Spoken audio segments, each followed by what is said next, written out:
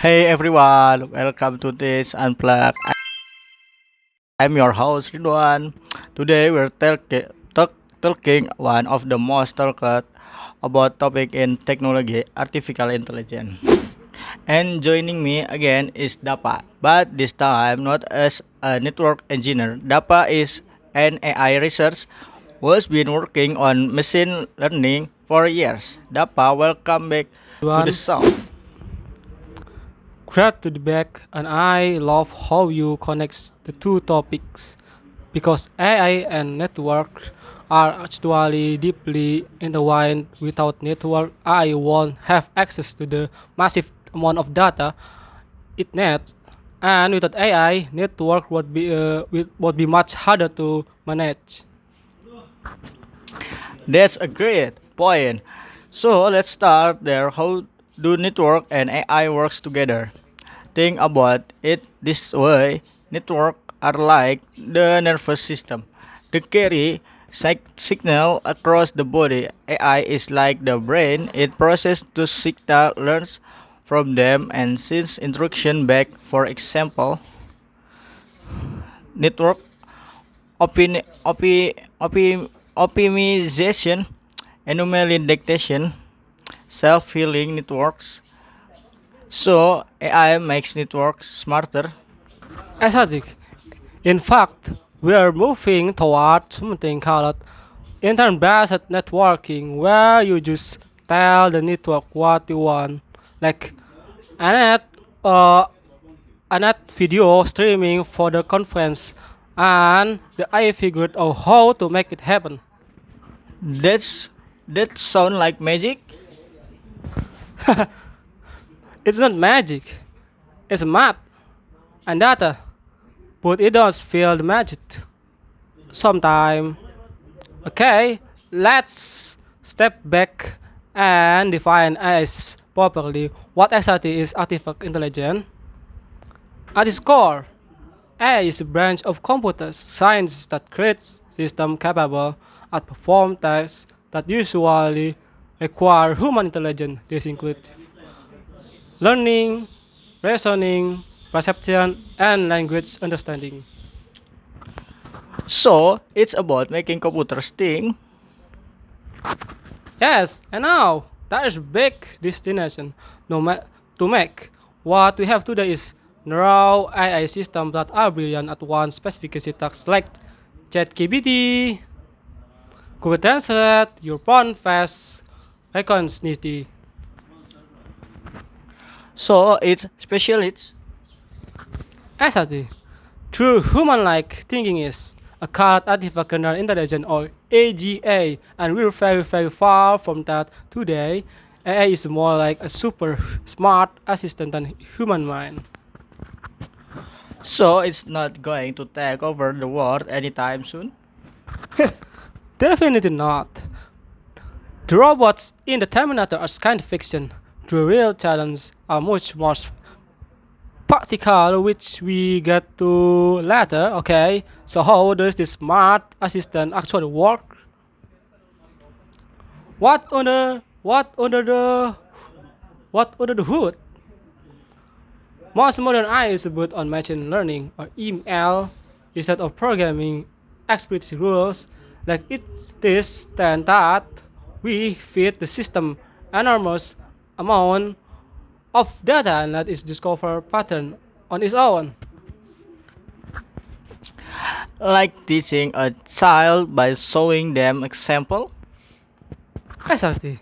And the most powerful technique today is called deep learning, which use neural network that are loose inspired by the human brain with layers of interconnected neurons that process information.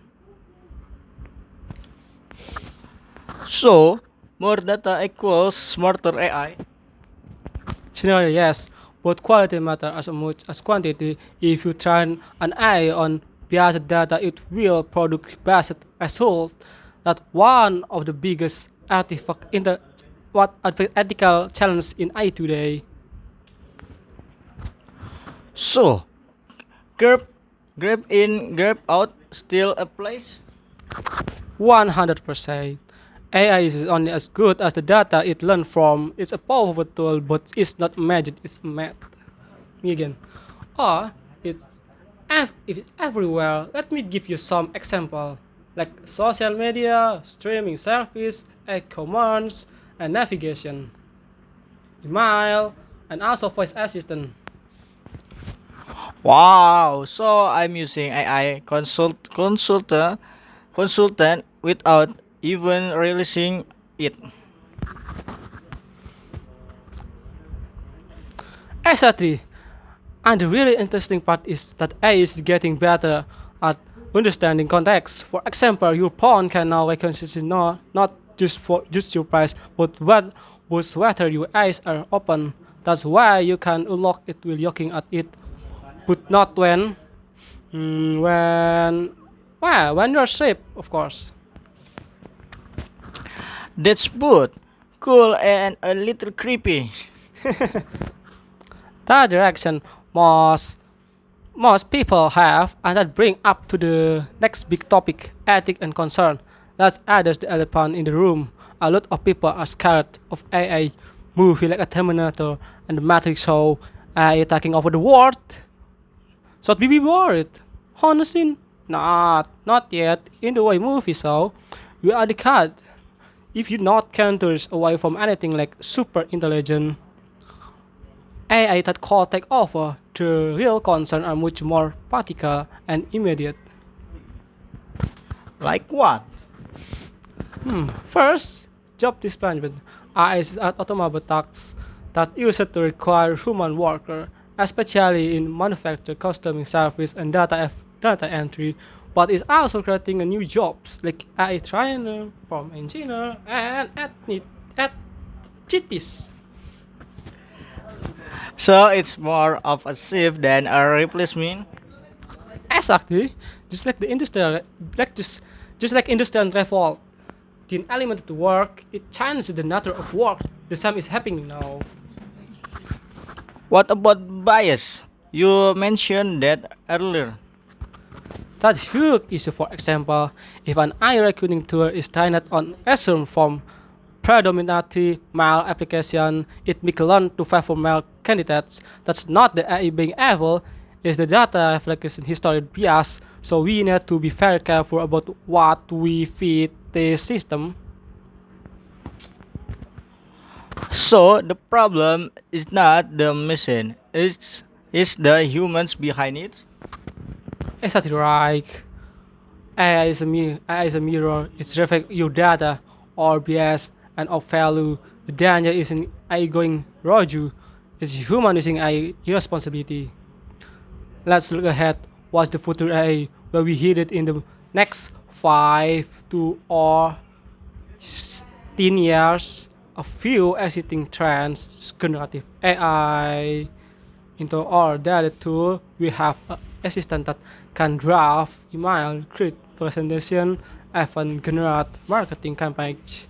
AI in healthcare can, can diagnose disease early and more accurate. We are seeing AI detect cancer and scan with incredible accurate. AI and creativity, not replacing the artist. But collaborating with them, imagine a musician using AI to generate new melodies, or a fighter start AI to brainstorm plot ideas. AI for sustainability, optimizing energy usage, predicting climate pattern, and reducing water. So AI is more like a partner than a competitor. Are the best way to see it. I is too is a powerful one, but it's not human ingredients, human value, and human accountability. The dream is human I collaboration, not a competition. So Dava, if you had to give one piece of advice to your listeners about AI, what would it be? Don't be afraid of it, but also don't be naive. Learn how to it works. You don't need to be a programmer, but understanding the basic, what AI can and cannot do, we will help you to use a smarter and server, and I was always question the result. If an I give you an answer, ask yourself, does it make sense? What data was this trained on? That's incredible practical advice, and it connects back to your previous episode, whether it's network or AI. Understanding the fundamentals help you stay informed and secure. Dapat, thank you so much for joining us again. My pleasure, Ridwan. This is was was a lot of fun, but episode. And that wraps up your episode on artificial intelligence. I hope you've learned something new, whether you are excited, course, or even a little cautious. The important thing is to stay informed and keep asking questions. This is Ridwan. Stay curious, stay critical, and we'll see you in the next episode. Hey everyone, welcome back to Touch Unplug. I'm your host, Dava. Today we're tackling two massive topics that shape our digital world and its computer network. So let's start super basic. What exactly is super network? In plain language, please. At its core, a computer network is simple two or more devices connected together to share data or resource. It could be your laptop and your wireless printer at home. There's a tiny network, or it could be millions of servers across the globe, and that's the internet.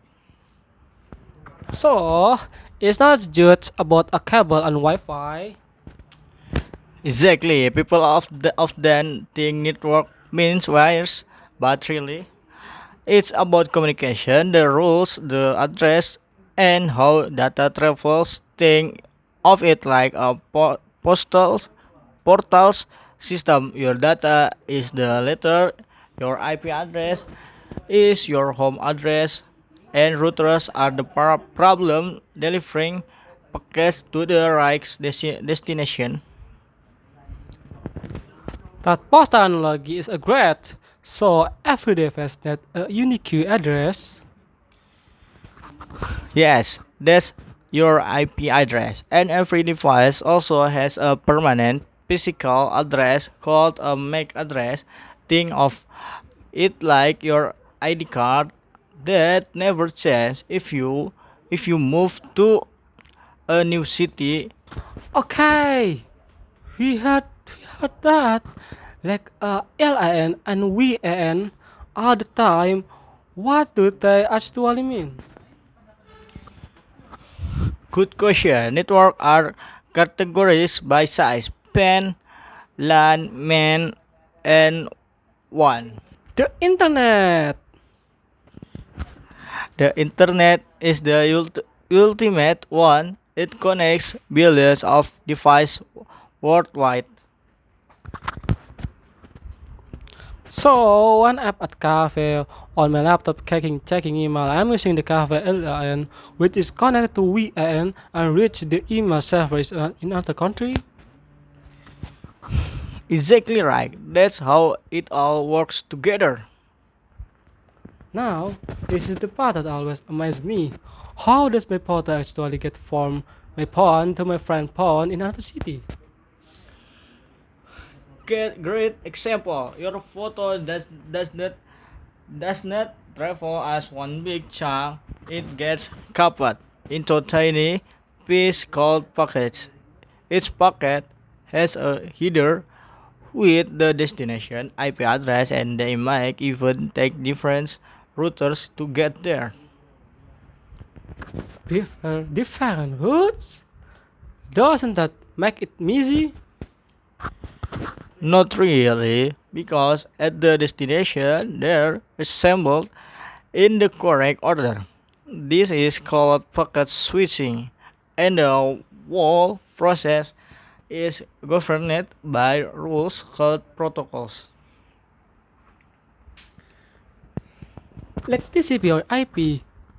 We heard that all the time. Exactly, TCP or IP is the foundation of the internet.